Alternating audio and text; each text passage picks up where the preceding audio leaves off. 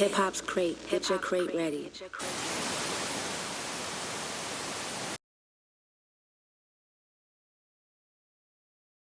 It's your boy KNOCKA, aka King of Pain, aka Over Harlem. You now tuned into Hip Hop Crate. Get your crate ready. You know the vibes.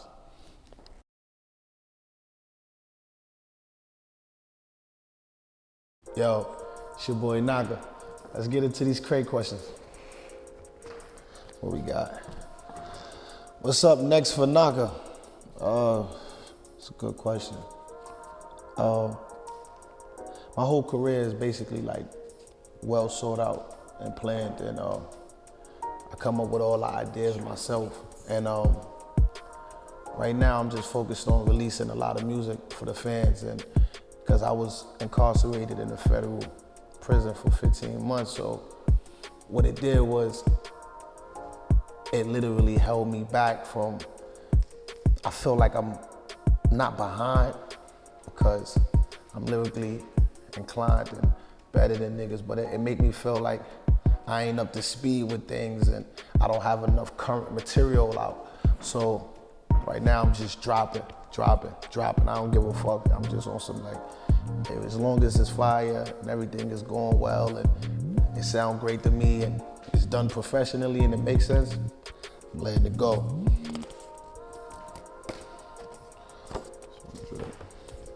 Who is KNOCKA? Oh man.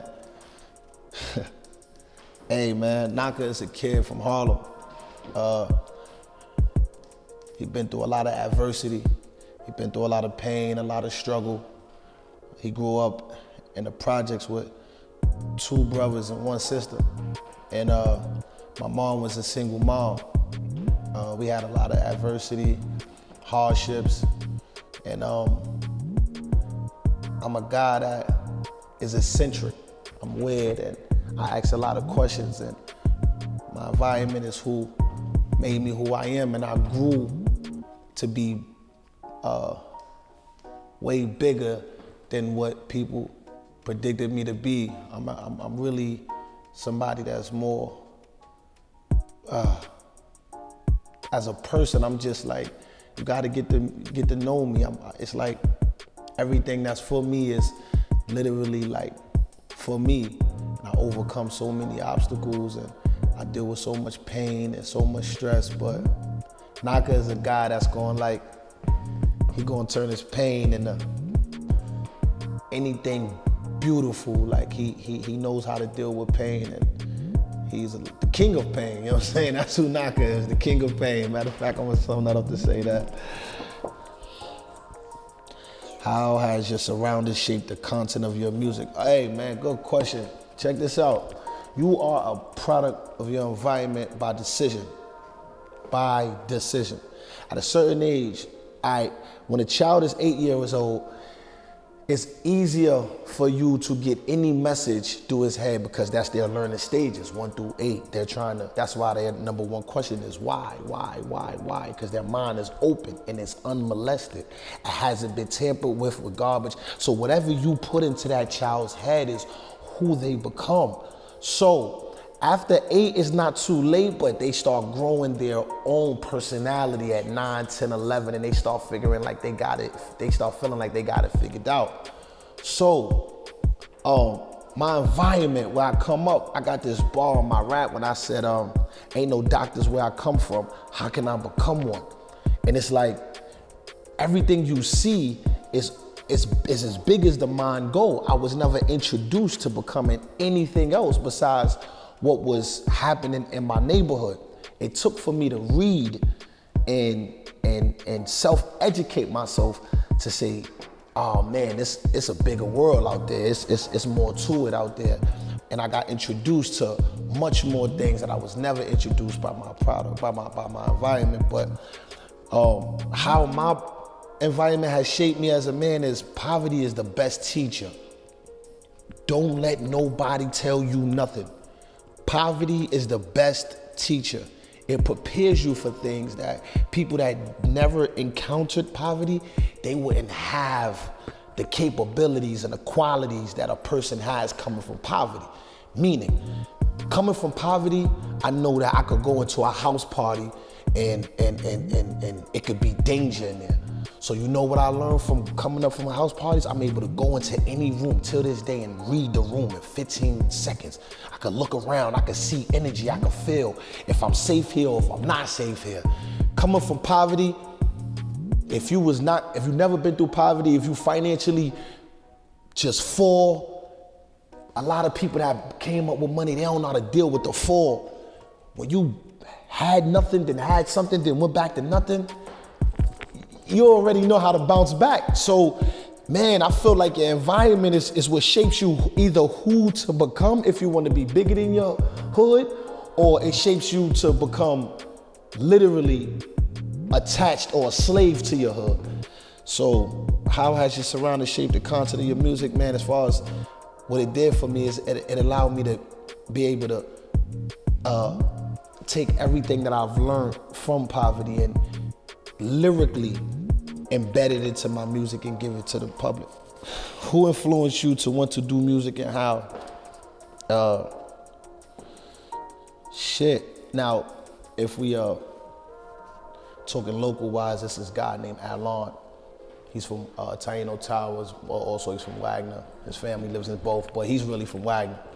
I remember one time, this guy, he came outside, I was about 15 years old, and every time he was about to rap, the whole projects from their windows would either be in their windows or come outside here, had this huge crowd.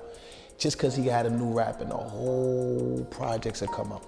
And I said to myself when I saw him rapping, I said, I want that power, I want that influence. I feel like the strongest thing in the world besides money and power is influence, right? It's nothing more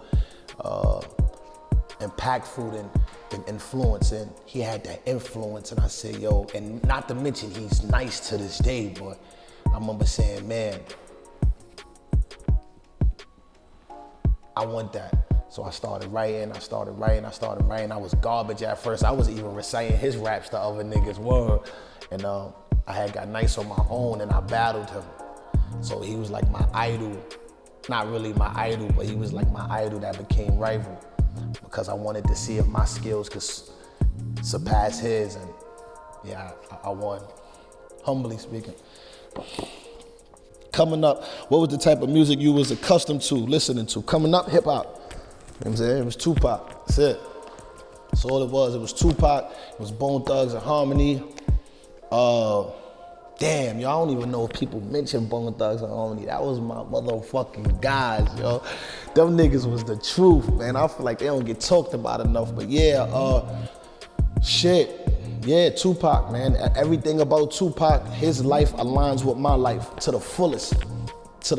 And man, his message, his way of life, his way of thinking, his prophet ways, and we the same. When I die 30, 40, 50, 60 years from now, you're gonna be able to play a record I made in 2021, 19, 18, 17, 20, 2006, and it's gonna hit you the same, I promise you that. During your studio session, would you prefer for it to be you and your engineer, or do you need the crew? I wish I could ask the cameraman right now who I came with. They'll tell you. Myself. I did an interview with DJ DREWSKI, and I made it clear I don't travel with nobody. I'm one of them, literally. I fit that status quo of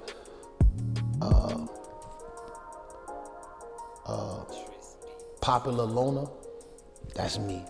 I got access to many celebrities, many locals. I love people, but I work better when I'm with myself.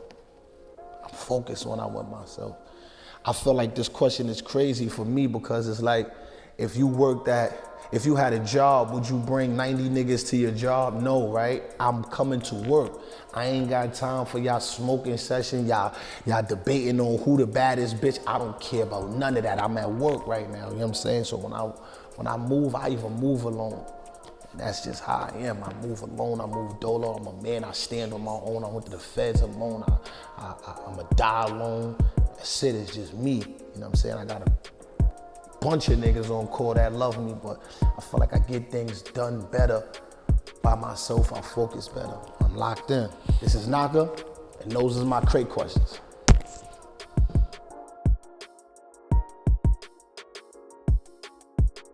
This is KNOCKA, and this is my crate vision. In the next 5 years, I expect my career to be at another level. More followers, more money, albums sold, packed out shows, and literally to be arguably one of the best MCs/artists.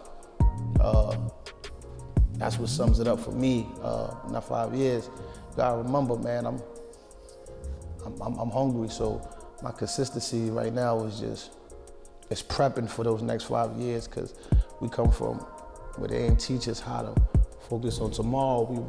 We was focused on today, but as I became wise enough, I focus on my tomorrows, and that's why I'm able to properly assess my next 5 years, and my next 5 years is gonna look like I'm gonna be where I needed to be, God willing. Inshallah, whatever you believe in.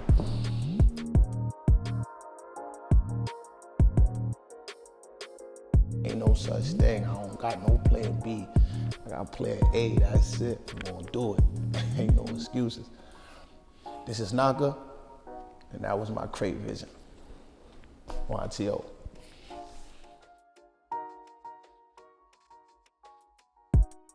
This is KNOCKA, and this is my crate vibe.